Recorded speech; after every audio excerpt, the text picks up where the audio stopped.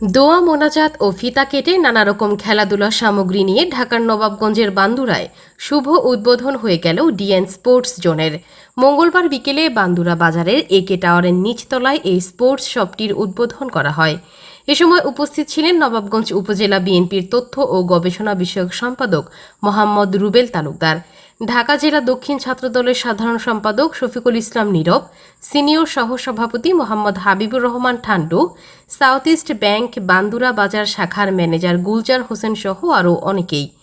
DNA sports জোনের কর্ণধার রামিম দেওয়ান জানান, শপটি থেকে সুলভ মূল্যে ক্রেতারা নানা রকম খেলাধুলার সামগ্রী ক্রয় করতে পারবেন।